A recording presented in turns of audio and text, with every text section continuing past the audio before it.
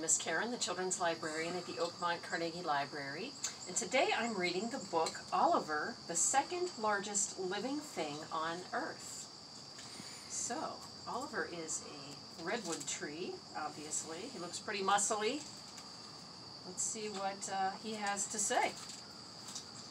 This is Sherman. He is the largest living thing on Earth, and boy, does he know it. There is even a sign. People come from all over the world to see Sherman. They take photos and stretch their arms to see who can give him the biggest bear hug. They crane their necks to see the top of his branches and sit on the roots to eat their lunch. This is Oliver. He is the second largest living thing on Earth, but there isn't a sign for that. Nobody hugs Oliver or takes his picture. They pass beneath his boughs without ever looking up. He often feels invisible, which is surprising when you're 268.1 feet tall. One day, when the crowds were swarming especially loudly and the cameras were flashing especially brightly, and Oliver was feeling especially lonely, he got so tired of living in Sherman's shadow that he decided to do something about it. So he came up with a plan.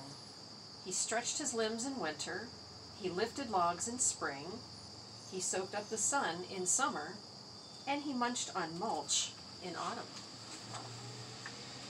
By the end of the year, Oliver was bigger and taller than he'd ever been before, but so was Sherman. Oliver wilted. He was still the second largest thing on Earth, with no admirers and no sign. So he did the only thing he could think of. He folded his branches, turned on his trunk, and looked the other way. And that was when he noticed Agnes. See Agnes in the background there. This is Agnes. She is the third largest living thing on Earth, but there is not a sign for that. She often feels invisible, which is surprising when you're 240.9 feet tall. And this is Gertrude, and this is Peter, and this is Guadalupe, and this is Lars. Oliver waved shyly. He had never noticed them before. This is Oliver.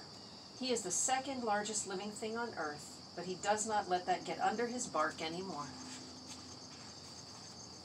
Because he is part of something larger,